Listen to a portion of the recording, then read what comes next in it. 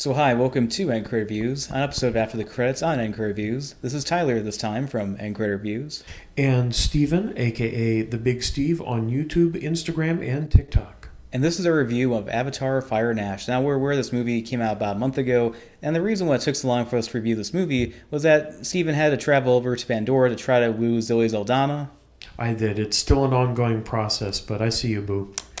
Yeah, I mean, you've been love-struck with her ever since you saw her in Live by Night when she was bending over that railing, and you had her like a religious experience. Mm-hmm. It's true. The second coming. Yeah, I mean, I think that review's still up on our channel. It's hard to believe that movie came out 10 years ago. I mean, it's pretty fitting because we got the whole 2016 Remember Challenge. True. We're old. We're officially old. Yeah.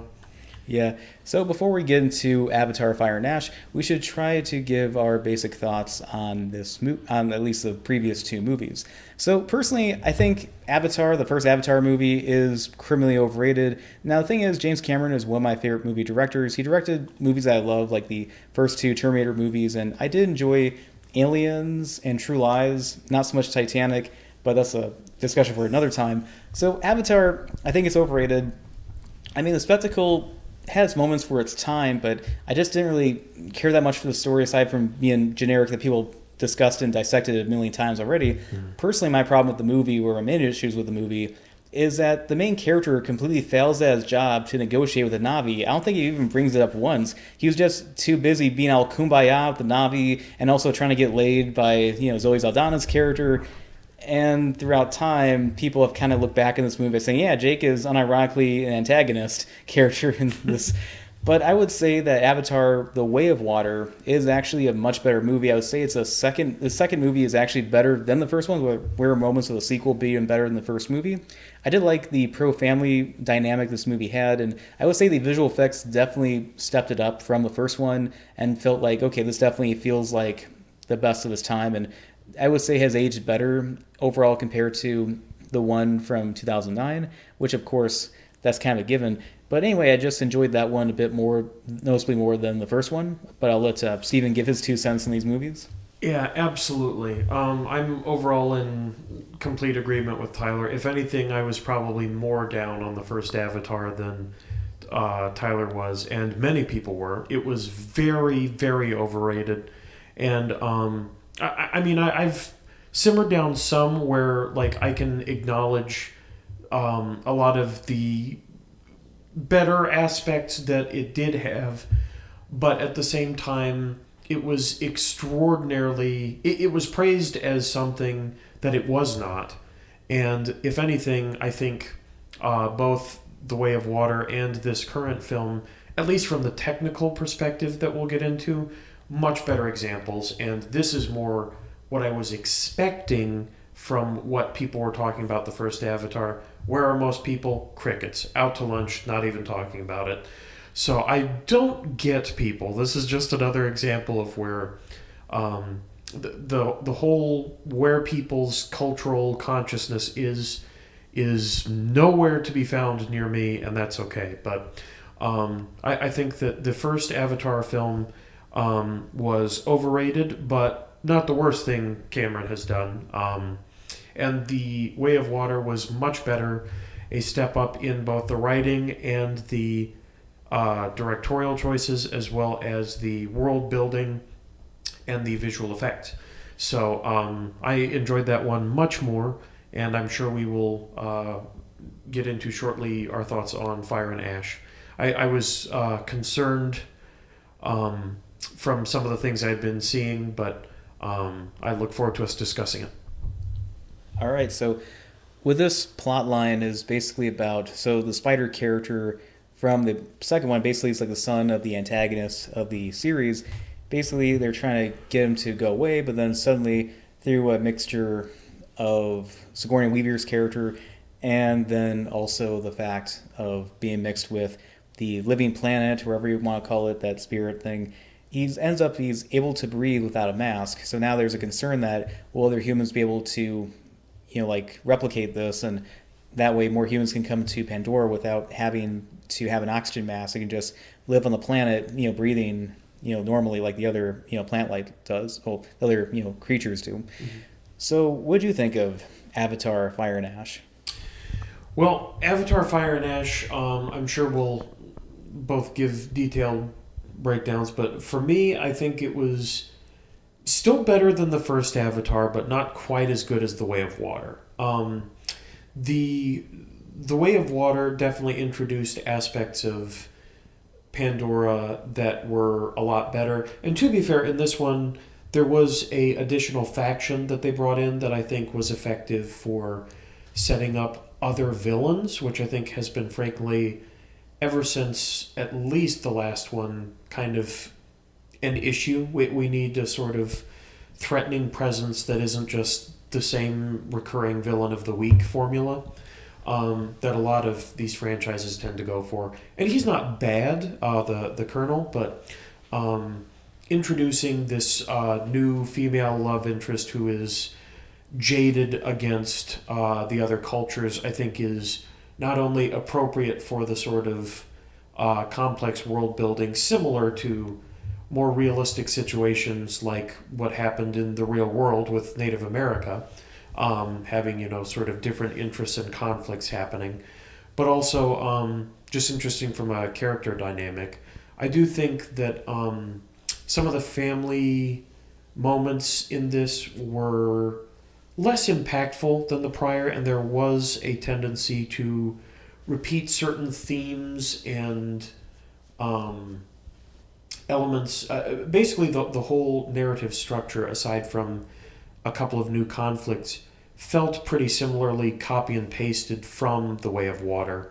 And it was just an escalation in terms of the final conflict, which I think in terms of spectacle it worked, but you can argue it was a little bit more of a return to the first one in terms of kind of just hippie magical stuff wins, which is, I don't know if that felt entirely earned, but it was a balancing act, and I think they did a relatively decent job. It certainly wasn't a fallback to the first Avatar's standards of just love wins, man, which I think is pretty lame. But the who is, I guess, Spider is the human character that is around. His involvement in the past two movies have been interesting. I'm not sure I'm completely sold on him being an asset, other than like for that one narrative element that you mentioned about eventually getting to the point where maybe humans can breathe on Pandora, and the bunch of potential red flags that could present for the sort of ecological factors and implications to our real world of, climate change and things like that. So I know it's a contentious thing in the real world, and so there's kind of a heavy-handed sort of political slant in the series, which, to be fair, Tyler and I may have some disagreement. I don't think it's entirely unwarranted, but I do think that in the first one and in elements of this, it can come across as a little hokey and cheesy, which is not the greatest. I think that it came across the best in the second one because of the new environment, the new elements to the world we were exposed to. But there was a lot in this one that I enjoyed.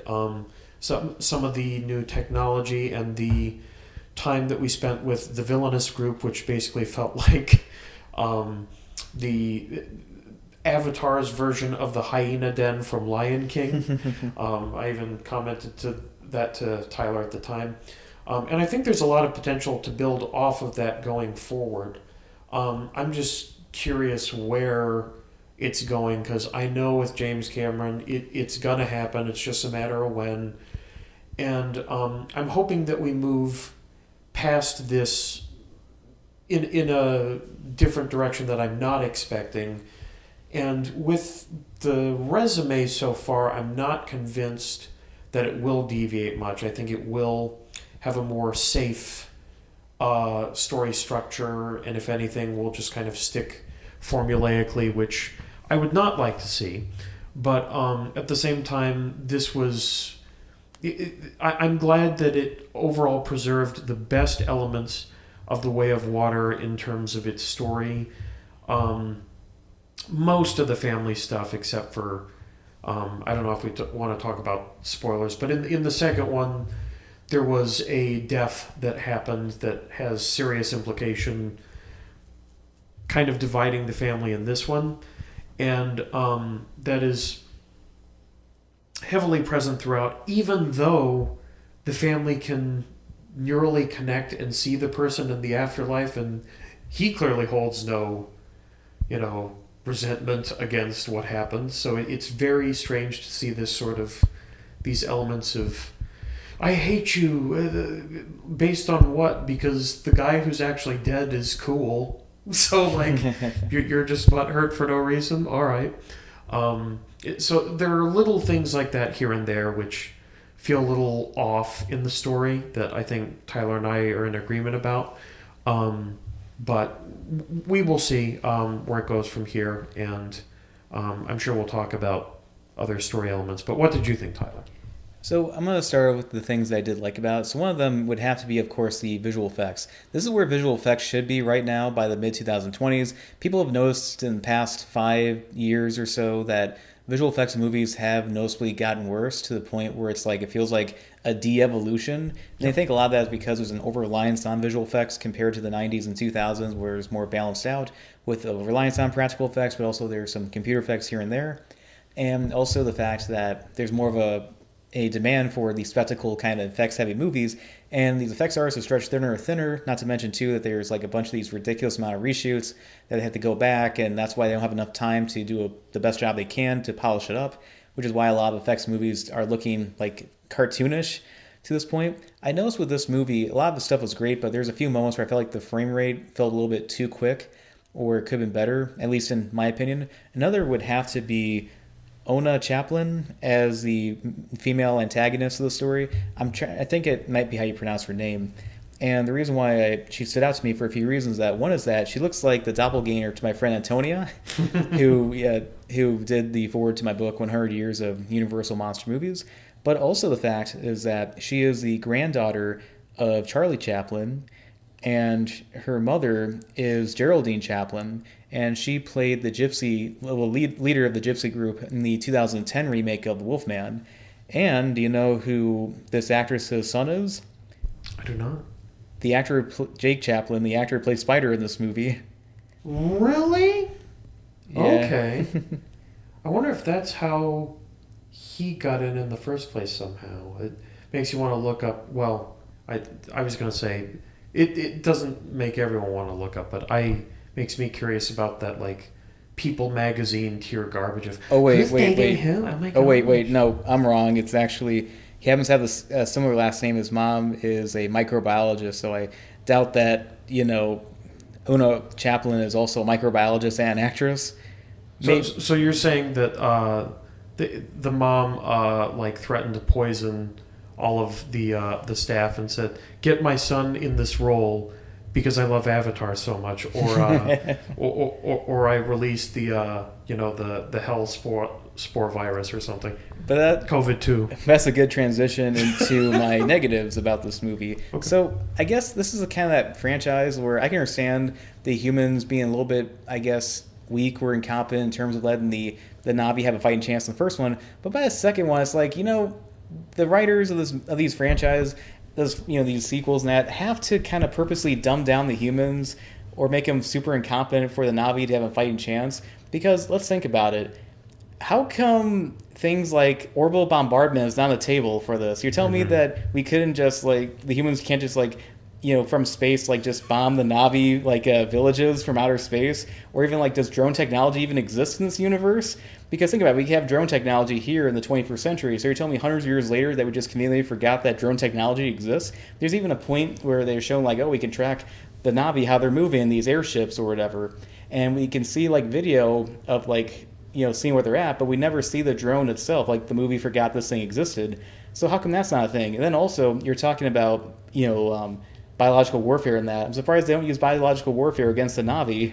Yeah, I can't wait for the follow-up sequel to this where they literally just have like mustard gas coming down, and in the final one where the Halo ring or the Death Star just pulls up and blows up the planet. Yeah, no, it's just like there's, and also too, if you think about it, they could have been like District 9 with the aliens with that one, where they could have just DNA coded the weapons so Navi can't use them. True. Yeah, there was that one part with the jaded marine biologist who breaks Sully out with the big tractor.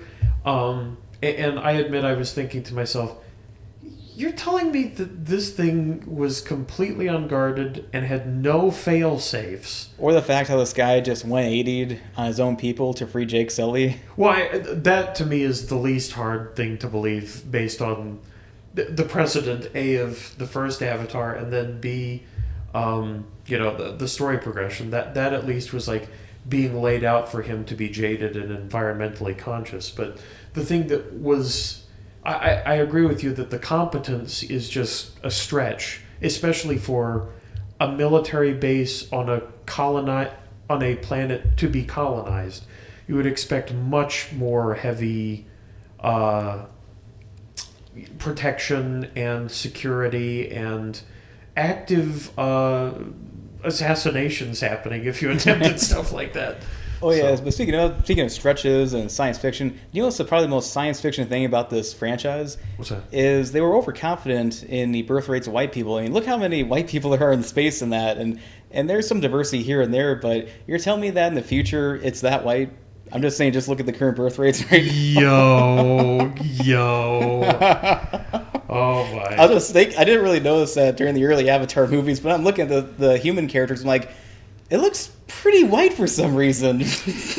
Yeah. Ever been in a major city before, James Cameron? But I don't know, this guy thinks he still lived in the 1980s or whatever. I don't know. Well, to be fair in that regard, like in terms of population trends, he has been out of touch for a good while because he lives on his own island that he bought, because that's a thing people do if your last name is Cameron or Epstein, I guess. That moment when what's her name, the fire tribe leader, was trying to capture the kids. I was thinking to myself, hey, it's Ghislaine Maxwell. Oh, yeah, you did say that. That's right. Oh yeah, then related to that, which I was gonna get at with this one. Oh yeah, but back with Cameron, that as much as he's one of my favorite directors, I gotta admit the guy throughout the years, especially the Avatar franchise, has done like self-plagiarism. Like you mentioned, how in the first one he kind of recycled technology from Aliens onto the technology for this one. Yep. But there's also very noticeable self-plagiarism in this one.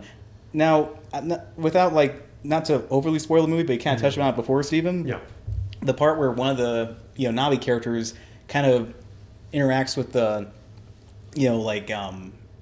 spirits of the planet, and I've heard theories that the planet might be technically like evil and causes eugenics on the planet. But the thing is that it connects to the planet, the spirit, whatever you want to call it, and you can see basically the spirits of everyone who died in these movies. And I'm like, is this basically just plagiarized the ending of Titanic? It is. It's just, yeah. Yeah, not to mention all the water shots and the metal too. He loves metal. He does. He really does. Things going underwater and people are sad. It's a real theme. Yeah, no, he definitely loves metal and water. That's was like one of his main themes in that. Ever since the Terminator franchise with metal, and ever since the Abyss with water. Although there's a little bit of water in Aliens and that, but there's even like an Aliens reference here too with Sigourney Weaver's character, which I thought was funny. I was hoping it. Oh yeah, one of the funniest things about this movie when Spider he heals and that sort of thing. He's like, oh, I'm good. And then you're saying, like, I want to see... And then he gets shot with an arrow. And then just after a bunch of fire arrows go firing out. Yes. It was just... I was so hard at that. Like, that was perfect timing. That was really good timing. James Cameron was like, wish granted. No, that was thoroughly good. There was something I was going to say along those lines, but that was a really good... thing to bring up. That's what I was going to say. It was about Sigourney Weaver. Something that still makes me uncomfortable to this day with like her character dying, but like being reincarnated into an avatar and being treated as a child, but having the consciousness of Sigourney Weaver. Is she grooming? Yeah, I always thought that was kind of grooming odd. with extra steps? Is that what's going on? Yeah, at best it's like Uncanny Valley, and at worst it's like makes me uncomfortable, especially with the kind of people, like making inappropriate comments about a certain child actress on the final season of Stranger Things level, and I'm like, just seeing stuff like that is evidence why I like to advocate for public executions to come back. All right. That escalated quickly, yeah. Well, I already kind of brought some edgy stuff earlier, so might as well, let's just do it. Let's throw the torches. Go. Oh, man. Yeah, starting a new podcast called The Final Solution next week. Your words, not mine. Oh, man. But, no, that's... This whole video is going to be fired. You know what I mean? And they're going to try to burn the channel down to make it happen. Yeah, being canceled is actually just a big part of the marketing strategy here. Yeah, I can imagine some people in the comments section are going to be like the prologue scene in Van Helsing where they're the villagers with torches. Burn it down! And they're throwing the torches at the windmill. We're like basically the monster and Dr. Frankenstein. Right. Maybe the Frankenstein monster is obviously bigger than I am. Oh, for sure. No, And you got the more unique voice too, so... I love that movie unapologetically. I just want to make that clear.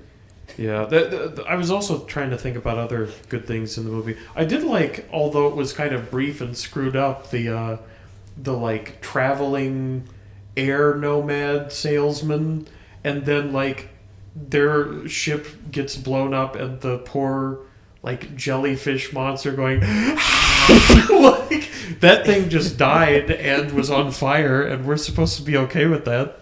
Yeah, my thing was like, what kind of threw me off about that. So we're supposed to see how the Na'vi are basically like primitive people, right? Mm-hmm. Based on certain people from history.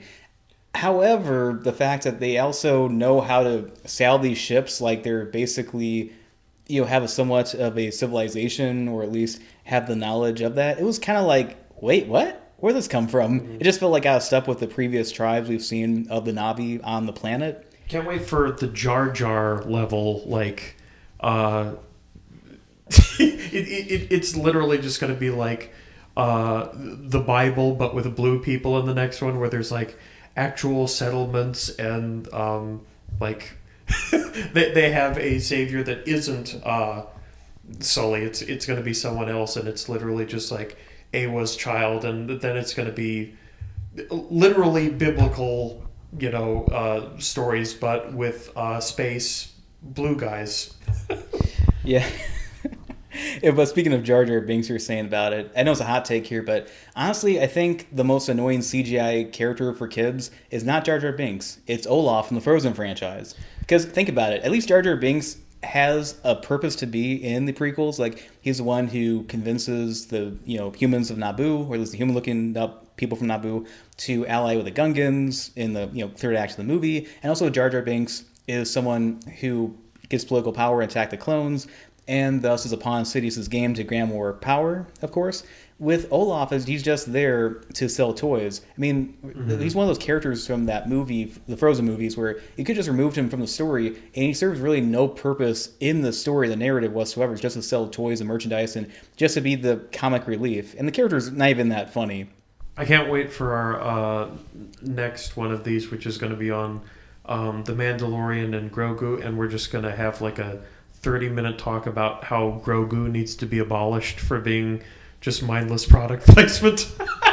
Actually, I like Grogu. I love those, Baby Yoda memes on Facebook. I love those. So, yeah, I will definitely defend Baby Yoda over, Olaf. I'll defend Grogu over Minions any day. Oh, yeah, definitely, for sure. The Minion agenda must be crushed. Also, this movie is definitely like every chapter that comes out, it's more and more confirming the furry agenda. Like the bestiality, yeah. But also, you're speaking to good thing you're being Minions. Here's another, I don't know, tangent number 9,000 or whatever on this video. You're used to it at this point. Just play along, yeah. But the thing is that I remember last time I was at Universal Studios in Florida, my folks were like, all right, let's go on the Despicable Me ride, or, with the Minions. I'm like, all right, whatever. And it was one of those things where you stand up the whole time, you're doing these like a shooting game kind of thing, and you're shooting like the Minions are on the ride, and you're shooting at the various like robots and other antagonist characters or villain characters from the various Despicable Me franchise. And then by accident I shoot like someone, and then at that moment I was in pure happiness and euphoria, and when I realized I can do something I've been want to do for years now. I can finally shoot the Minions. That's a good point. That is a very So good I was point. like, just going like Arnold Schwarzenegger from Commando. There has got to be a simulator, if there isn't. It's got to be made, if it hasn't been made already, of just like a VR, like, just war zone of Minions. Yeah, remember that? I don't know if this was like a made up tweet or whatever, but people have been asking ever since the Minions movie came out, when they're showing that montage of the villains they served throughout the years. And it was like, where are the Minions between 1939 and 1945? And the Minion account said that we only serve villains. Oh no! Not beating the allegations, Minions. I know, it's just one of those edgy, like, rage bait, Right. articles. But anyways, how did we get from Avatar to attacking Minions? I don't know. It's fire and ash. It's Oh, pretty yes, reflective, because yes. we're just like, That's right. yeah, Yeah, just throwing some straight fire. yeah. The villainous was talking about We're playing with fire in this video. That's right. The villainous was talking about how fire destroyed her forest and most of her people, and that's what we need to happen to the Minions. That is what we are advocating. I mean, if maybe the franchise goes on long enough, maybe the antagonist character can take her over to Earth, and then she'll probably start worshiping Smokey the Bear. That'll be her new god to worship. Oh man. Yeah, that would no. Can you imagine the disgusting, like, the year is 2050, all franchises are just like streaming services together, and now there is like a fight between the Minions and the Na'vi, and we will just be like in the 8th circle of hell at that point. In deceit. Yes, just like cinema is gone. God help us. Well, it all started with Netflix purchasing Warner Brothers. It did. Oh boy, let's talk about burning down the industries. Right. Fire and ash. All right, that's what the industry's going to be at the rate it's going. Enjoy movies while they're here, folks. Ta-da-ta-da-ta-da-ta-da. That's all, folks. Yeah, that massive theater we were in actually was pretty abandoned for today. That doesn't bode well. I mean, the movie's been out for like a month now. That's true. An afternoon showing on Thursday, so. And it was mostly older people than us, which was interesting to me. Yeah, I think it was like maybe one or two older people than us, and I think two women who were like maybe 10 years younger than us or whatever. Mm-hmm. But yeah, it wasn't too many people there, maybe half a dozen at best. It's because all the young people think Hope is cringe, like the broccoli-haired guy in the movie. Oh yeah, every time we were showing that guy with the broccoli haircut, he kept making all these Zoomer / Gen Alpha memes. Yeah, bro, we need to get Skibbity out of here. No cap, for real, on God. Like, 6'7". 6'7". That's how far I'm going under, for real, on God, no cap. Oh yeah, but get back to unrealistic in that. Like, remember earlier I was talking about how it's like the screenwriters have to make the military so incompetent it would make the Empire from Return of the Jedi look like the Navy SEALs in real life. Like, it becomes like overly one-sided with how the Na'vi are just dominating the humans at one point. Like, there's one airship that goes down comically fast. I mean, you didn't see it because you were at the bathroom during that point. But I was just like, come on, this looks like an episode from the Simpsons or something. Because in the first one, it was a big deal trying to take down this big, like, airship that they had. Mm-hmm. So you're telling me you could have just blown up the whole thing, just comically goes down. Hindenburg, yeah. Yeah, no, it's like it's like speed running to middle age like Millie Bobby Brown. Oh no. Yeah, no, it's it definitely, like, I guess that is something I can give the first one, is that the military seemed like a threat, and by this point we just prayed hard enough and did a group kumbaya and it was fine. Like, that's not super great for the stakes of the story. I will say that there were a couple of moments on a smaller scale, like I actually thought, I am going to give them massive credit if they have the balls to, like, kill off the human kid, because there was an implication that could happen.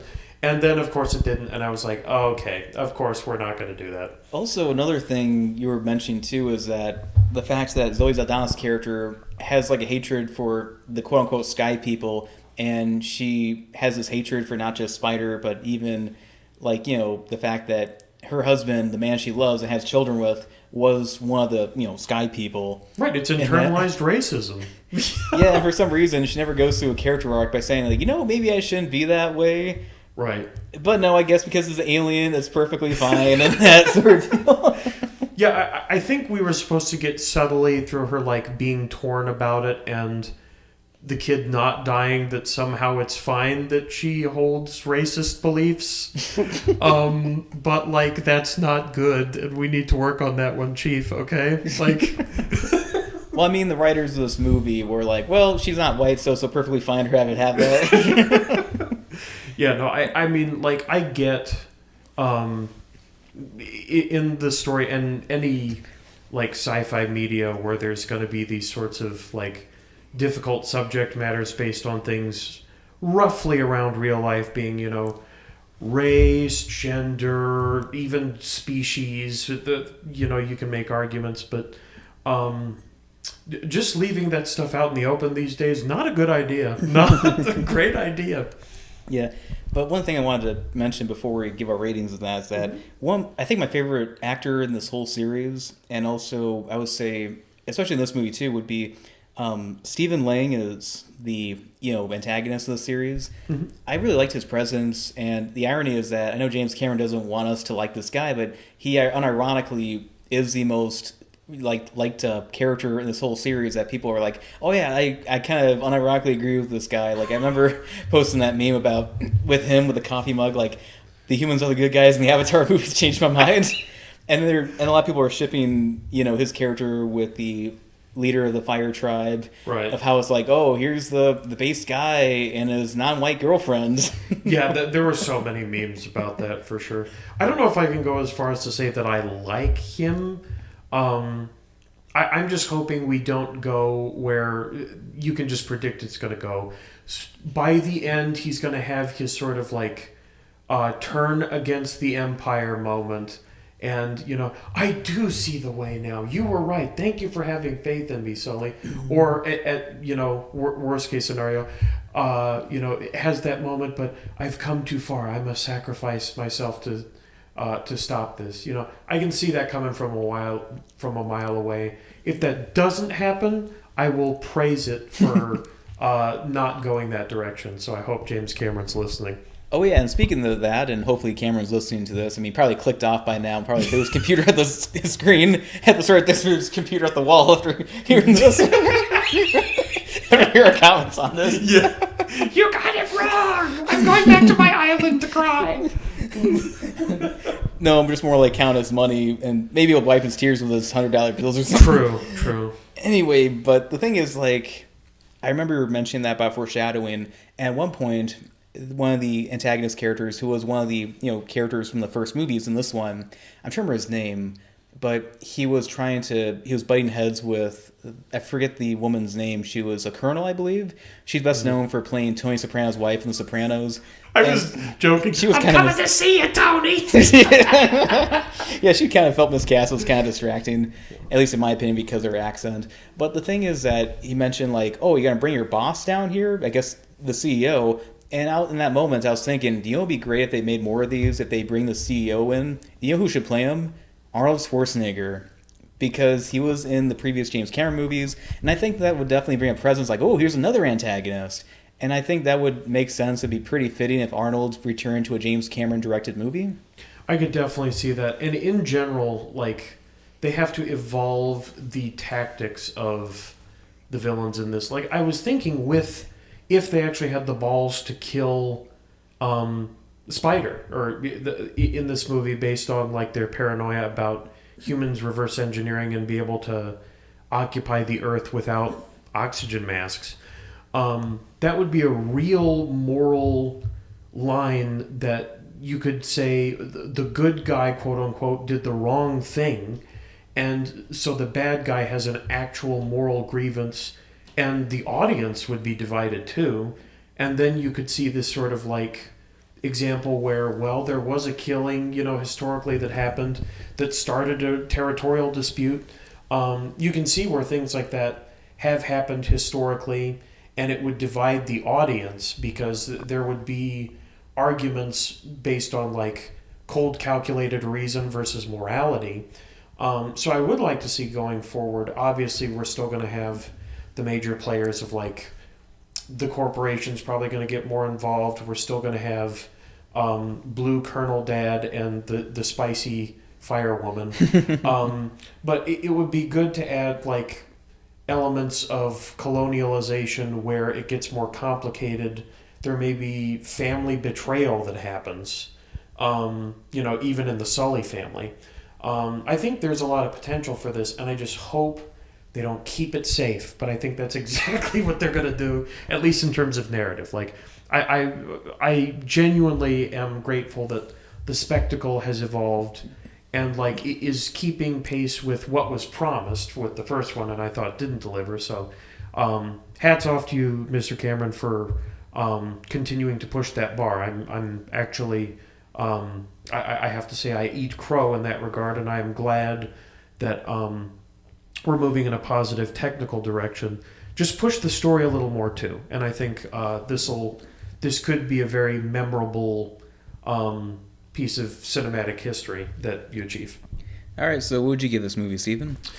Well, I think we gave most of our thoughts and then some with this breakdown. That's underselling it. Yes.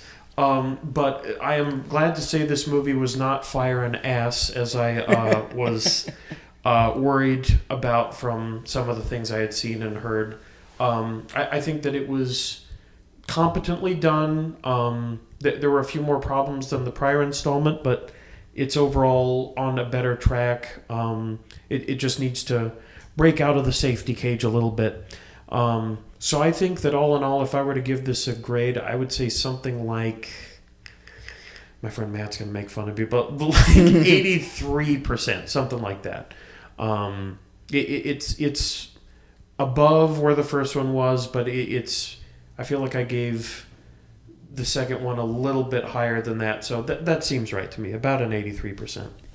Okay, so personally with me, I do agree with you, Stephen, that this one's kind of in the middle. Like, I like it more than the first one, but not so much like the second one. And there are positive and negatives already mentioned in the video too. Like, I like the new antagonists of the story they brought into it, and again, the visual effects delivered. But the problem is that there's moments in the story where it's like, okay, just overly convenient here and there. And the runtime, I could feel it at times in the movie itself, how it played out. And of course, I'm not so sure if we're going to get any more of these going forward, because that depends on how it does at the box office. I know James Cameron said that his contingency plan is that he's just going to write a novel to finish the story, because he wants to do another, like, 2 movies after this one. Mm-hmm. So I generally liked this one here and there, but I thought it was fine. But yeah, I wouldn't say it was a good movie, but definitely far from being a bad movie. So with that, I would give Avatar Fire and Ash about 2.5 stars out of 4.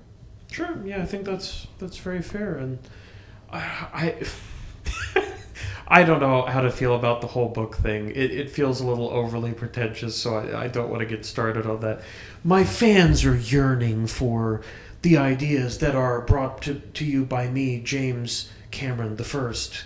But like I think he will at least get one more. I'm not sure we can bet from here on 5, but like with the amount of resources at his disposal and like cultural leverage, I'm sure that he probably has at least one more in him.